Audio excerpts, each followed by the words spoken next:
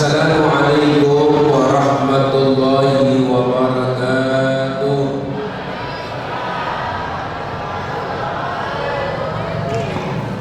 Alhamdulillahi rabbil alamin. Wa bihi nasta'inu ala umuri dunya waddin. Wassalatu wassalamu ala ashrafil mursalin Sayyidina wa habibina wa syafi'ina wa maulana Muhammadin wa ala alihi wa sahbihi ajma'in, amma ba'du. Faqad qala Allah ta'ala fi kitabihil karim wa huwa asdaqul qailin. Subhanalladzi asra bi'abdihi laylan minal masjidil haram ilal masjidil aqsa alladzi barakna hawlahu linuriyahu min ayatina innahu was-sami'ul basir. Wa qala Rasulullah sallallahu alaihi wasallam khamsu shalawatin katabahunna Allahu ta'ala faman adda kanat lima waqitiha kanat lahu nuran wa burhanan wa najatan yawmal qiyamah. Atau kama qala Rasulullah sallallahu alaihi wasallam. Wa qala aidan as-salatu mi'rajul mu'min. Sadaqallahul azim wa sadaqa rasuluhun nabiyyul karim wa nahnu ala dhalika minasy syahidin wasyakirin walhamdulillahi rabbil alamin. Hadratil mukarramin, para alimul ulama, para asatidzah segenap, para tokoh masyarakat, tokoh agama, wabil khusus DKM Masjid Jami Ar-Rahman, Bapak Haji Wahyu Komarudin SH beserta seluruh pengurus lainnya. Kita doakan mudah-mudahan senantiasa dimudahkan urusannya oleh Allah Subhanahu wa taala. Bapak Haji Mukroni SH SE sebagai pengurus dan ketua Yayasan Masjid Jami Ar-Rahman dan juga camat Pamulang. Ya, kita doakan mudah-mudahan beliau senantiasa mendapatkan bimbingan daripada Allah Subhanahu wa taala dalam menjalankan tugasnya sehingga dapat memberikan manfaat untuk masyarakat Tangsel khususnya. Amin ya rabbal alamin. Akhirnya Al-Mukarram Al-Ustaz Denny Setiawan, yang dengan wasilah beliau saya bisa kembali hadir ke Masjid Jami Ar-Rahman. Dulu saya sering kemari, wasilanya akhirnya Ustaz Abdul Hakim. Sekarang beliau hijrah kita doakan mudah-mudahan beliau yang sedang hijrah di sana Allah mudahkan juga urusannya. Amin. Bapak-bapak, ibu-ibu, para jamaah Masjid Jami Ar-Rahman, jamaah peringatan Isra dan Mi'raj Nabi besar Muhammad sallallahu alaihi wasallam. Ibu bapak, Isra Mi'raj adalah mukjizat besar yang dimiliki oleh Nabi kita Muhammad sallallahu alaihi. Kenapa disebut besar? Karena Allah sendiri pun memulai dengan kata-kata subhana. Ini agar lebih mantap lagi, orang-orang yang tadinya masih bertanya-tanya, karena memang peristiwa Isra Mi'raj ini gak bisa dijangkau oleh akal pikiran manusia pada saat itu. Mereka bertanya-tanya, apa iya betulan gitu Nabi sudah ke Masjidil Aqsa? Maka Allah katakan subhana. Masa sih Allah nggak sanggup gitu ya? Masa sih Allah nggak mampu? Allah bilang subhana, maha suci Allah. Kalau sampai dikata nggak mampu, nggak sanggup, Nabi kan nggak jalan sendiri, dijalanin oleh Allah. Allah yang mainin, Allah yang mindahin. Makanya singkat waktunya, karena Allah yang menjalankannya. Kita jangankan Allah ya. Kalau kita baca Quran itu ada kisah Nabi Sulaiman, dia punya anak buah, mindain singgasana kursinya Ratu Bilqis. Ratu Bilqis itu kan singgasananya di Yaman, mau dipindahkan ke Mesir, jarak ribuan kilometer, ya, jaraknya ribuan kilometer. Gimana supaya sampai itu kursinya Ratu Bilqis di istana Raja Nabi Sulaiman? Maka Nabi Sulaiman bertanya, siapa yang sanggup pindahin? Jin Iblis pertama nunjuk, saya sanggup. Berapa lama? Qabla an taquma min maqamik, sebelum Tuan bangun dari tempat duduk. Sekarang Tuan duduk nih, coba Tuan berdiri. Sebelum berdiri sampai. Kira-kira cepat gak tuh? Orang duduk berdiri berapa menit? Nah, normal, jangan orang gempor. Orang normal yang paling hanya beberapa detik, nggak sampai menit. Bener? Iya. Tapi kata Nabi Sulaiman, ada nggak yang lebih cepat lagi? Ini kurang cepat, masya Allah. Itu udah cepat, masih kurang cepat. Ada nggak yang lebih cepat lagi? Ada seorang laki-laki dari kaum Shalihin, pengikut setia Nabi Sulaiman. Dia mengatakan, ana atika qabla ayyar tadda ilaika tarfu. Saya bisa Tuan pindahin itu singgasana kalau Tuan ngedip nih belum melek udah sampai. Bapak ngedip kan, kalau ngedip kan merem dulu tuh. Sebelum melek sampai. Waduh, berapa detik tuh? Kira-kira detik juga kalah kayaknya. Ngedip belum melek udah kelihatan, udah sampai. Itu kerjaan pengikutnya Nabi Sulaiman. Iya, nanti Nabi Sulaimannya. Oh, Nabi Sulaiman lebih jago lagi. Di atas itu anak buahnya kayak gitu. Apalagi Nabi Sulaimannya. Itu lagi ngomongin manusia ya. Gimana kalau kita ngomongin Allah? Allah mindain minal masjidil haram ilal masjidil aqsa. Kok ada orang yang aneh gitu? Makanya Allah bilang subhanalladzi asra. Pun waktunya asra itu kalau kata Filmani kan saro itu jalan malam. Sebenarnya nggak pakai lailan juga udah cukup. Subhanalladzi asra bi abdi minal masjidil haram ilal masjidil aqsa, cukup sebenarnya. Tapi kenapa pakai lailan? Oh, ini menunjukkan waktunya sebentar. Jadi kalau lailan makin nakir, kalau nggak pakai alif lam al-lail, kalau al-lail bisa satu malam full. Tapi kalau nggak pakai alif lam lailan, itu artinya sebentar saja malamnya, mungkin setengah jam atau sampai 1 jam. Kira-kira kalau Allah mau lakuin, jangankan 1 jam, setengah jam, kira-kira 5 menit Allah sanggup nggak? Wah, sanggup lah. Baru dari Masjidil Haram ke Masjidil Aqsa. Makanya bahasanya subhana, jalannya malam.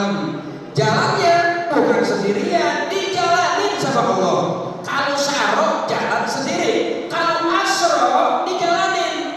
Beda kayak jam tangan tuh, jam tuh kalau jalan sendiri muter dari jam 12 ke jam 12 lagi, ya kan?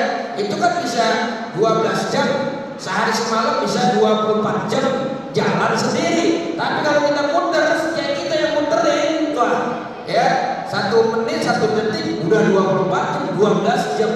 Begitu bedanya. Makanya Allah bahasakan asro, Allah yang memperjalankan. Dari mana jalannya? Minal Masjidil Haram ilal Masjidil Aqsa. Kenapa sih Allah nggak menyebut min Makkah ila Palestina? Nah, ini ada rahasianya nih, Bu. Pak, ada rahasianya. Kenapa minal Masjidil Haram ilal Masjidil Aqsa? Kenapa sih nggak disebut kotanya min Makkah ila Palestina? Enggak. Ini ngajarin kepada kita betapa Nabi Muhammad itu sosok manusia yang ta'alluq dengan masjid. Berangkat dari masjid, minal Masjidil Haram, sampai tujuan ke Palestina pun yang di arah masjid, Masjidil Aqsa. Ini menunjukkan bahwa Nabi Muhammad manusia yang punya hubungan erat batinnya dengan masjid. Bagaimana Masjid Aqsa? Masjid Aqsa ini digambarkan oleh Allah, alladzi barakna haula, yang kami berkahi haulahu, sekitarnya Masjidil Aqsa. Ini kata ulama tafsir katanya, kalau sekitarnya aja berkah, apalagi di dalam masjidnya, itu sumber keberkahan. Ya, Allah nggak bilang ilal Masjidil Aqsa alladzi barakna fihi, enggak fihi, tapi haulahu, sekitarnya. Jadi itu kampung Palestina, kampung Gaza, itu kampung berkah. Kalau kampungnya aja berkah, apalagi masjidnya. Makanya mudah-mudahan kita semua bisa nyampe ke Masjidil Aqsa. Amin. Kan kata Nabi, jangan maksain berangkat ke masjid-masjid, karena masjid sama semua statusnya, kecuali 3 masjid. Kalau berangkat, Masjidil Haram, Masjidil Nabawi, yang ketiga Masjidil Aqsa. Nah, ini ngajarin kita Bapak Ibu bahwa kita sunnah ya mengunjungi tempat-tempat yang berkah. Jadi berkah itu ada 3. Ada berkah yang berkaitan sama tempat. Jadi kalau kita pengen jadi manusia berkah nih, kita pengen berkah ini tidak, itu punya program, datengin, kunjungin tempat-tempat yang berkah. Nabi itu lihat, Nabi kan manusia udah paling berkah Nabi. Ya, kalau Nabi Isa aja berkah, wa ja'alani mubarakan aina kuntu. Aku ini manusia yang Allah jadikan berkah dimanapun aku berada. Itu Nabi Isa. Apalagi Nabi besar Muhammad. Nabi Muhammad mengunjungi tempat yang berkah. Nabi mampir ya di sebuah tempat namanya kota Madian. Apa itu kota Madian? Kota tempatnya Nabi Syuaib. Jadi Nabi mampir di situ. Kata Nabi, kata Jibril, ya Muhammad, inzil hahuna wasalli rakaatain. Mampir di sini, sholat 2 rakaat buat Allah, berdoa kamu kepada Allah. Nabi mampir, sholat Nabi. Di mana Nabi sholat? Di bawah pohon. Bu, Nabi sholat di bawah pohon, menghadap pohon, sujud di bawah pohon. Kalau orang sekarang kan bisa ngatain musyrik. Wah, itu Nabi musyrik tuh, sembahyang di bawah pohon, sujud di bawah pohon, berdoa di bawah pohon. Ntar dulu, jangan ngelihat zohirnya. Kalau orang ngelihat zohirnya, ngelihat penampilannya, itu kan paling gampang nuduh syirik, musyrik. Enggak, itu Nabi bukan sujud sama pohon, tetap Nabi sujud kepada Allah. Ya kayak kita nih, tiang nih, masih ada tiang ini. Orang yang kena pas di situ tuh, sob sini, menghadap tiang, sujud palanya pas di bawah tiang. Kira-kira dia sujud sama tiang atau bukan? Bukan, dia sujud kepada Allah. Dia bilang, Allahumma laka sajadtu. Ya Allah, hanya kepadamu aku bersujud. Jadi sujudnya kepada Allah. Meskipun menghadap tembok, menghadap mimbar, menghadap tiang, menghadap pohon, Nabi sholat ngapain di situ? Nabi ngajarin tempat berkah ini. Emang kenapa itu disebut tempat berkah? Karena dulu itu tempat bekas duduknya Nabi Musa. Tempat duduknya Nabi. Jadi Nabi Musa pernah duduk di situ, manusia berkah Nabi Musa.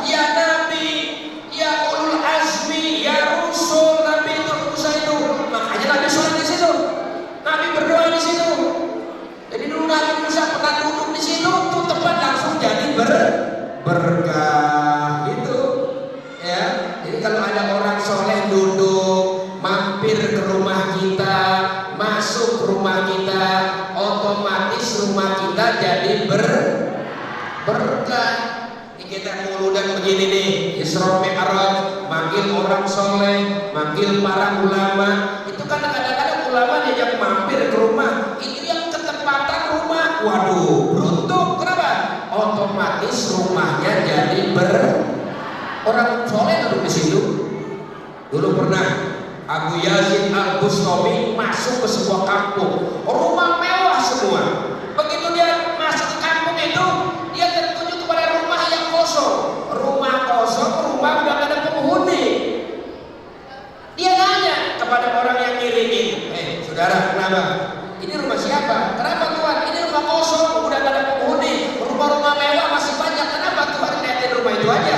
Oh, di rumah saya lihat ada cahayanya. Rumah siapa ini? Ini bukan rumah siapa-siapa, rumah orang biasa. Masa iya? Kok ada cahayanya ya? Oh iya, dulu di rumah ini pernah duduk, di rumah itu pernah duduk seorang ulama yang bernama Imam Abdul Hasan As-Sadili. Oh, boleh jadi. Nurnya kelihatan, cahayanya kelihatan. Itu rumah yang bekas didudukin orang apalagi bekas duduknya nabi-nabi, rasul-rasul, ulul azmi, Nabi Musa. Makanya Nabi sholat di situ. Jadi Nabi Musa ngapain duduk di situ dulu ceritanya? Nabi Musa duduk di situ dulu ceritanya, Bu, Pak. Pernah dikejar-kejar, ya, sama tentaranya Fir'aun karena dia membunuh sukunya Fir'aun yang namanya suku Kibti. Ketahuan, kata Fir'aun, tangkap Musa, hidup mati bawa ke istana. Dikejar-kejar, akhirnya dia lari ke kota Madian. Begitu sampai di kota Madian, ya, dia aso di bawah pohon, dia duduk. Begitu dia duduk, ya, nggak lama dia menyaksikan suasana kota Madian di sore hari. Para pengembala kambing sudah mulai menggiring kambingnya untuk dibawa pulang. Sebelum dibawa pulang, diminum dulu di sumur, ya, minumin. Dia melihat ke Nabi Musa ada 2 orang perempuan sedang menunggu antrian orang laki-laki. Nabi Musa tanya, hei berdua, kenapa nggak ikutin bro? Oh, kita perempuan, jaga jarak sama orang laki-laki. Nah, ini ngajarin nih bahwa orang laki, orang perempuan boleh kerja.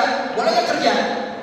Boleh. Laki boleh kerja, perempuan boleh ngantor. Tapi ingat, jaga jarak nih diajarin tuh. Laki-laki dulu urusin kambing, minumin kambingnya. Ntar laki-laki kelar, baru orang perempuan. Nabi Musa tanya, emang sumur cuma ada 1 doang di sini? Sumur sih ada 2 Pak, cuma yang 1 lagi itu ketutup batu besar. Gak ada yang angkat, gak ada yang bisa angkat, besar batunya. Kata Nabi Musa, coba tunjukin sama saya. Ditunjukin sama perempuan itu, tuh sumurnya bener, batunya gede. Itu Nabi Musa, padahal baru ngasuh, belum makan, belum minum, masih lelah, masih capek, habis lari kiloan meter, lari. Ya Allah, begitu ngeliat batu, niat mau nolongin orang perempuan, diangkat tuh batu. Ini orang perempuan kalau kata orang Sunda ngomong hulek. Apa tuh hulek kalau kata orang Betawi ya? Bingung ya. Hebat amat orang sakti, batu segitu gedenya diangkat. Begitu habis diangkat ceritanya, Nabi Musa bantu minumin. Ya, selesai minumin, pulang ya seorang perempuan bilang terima kasih, pulang. Nabi Musa balik lagi tuh, duduk lagi tuh di bawah pohon itu. Sambil duduk, Nabi Musa berdoa. Apa doanya? Di Quran ada doa dari Nabi Musa. Rabbi inni lima anzalta ilayya min khairin faqir. Ya Allah, sungguh malam ini saya lagi sangat butuh banget. Apa kebaikan yang kamu turunin? Saya di kampung orang ini pendatang, gak punya saudara. Saya mau makan juga gak punya duit, mau belanja. Ntar malam saya tidur di mana ini ya Allah? Nabi Musa tuh. Nah, habis doa begitu Nabi Musa, doanya mustajab. Doanya diterima sama Allah. Permintaan minta kebaikan dari Allah diberi. Kenapa? Ada Apa rahasianya? Nolongin orang, nolongin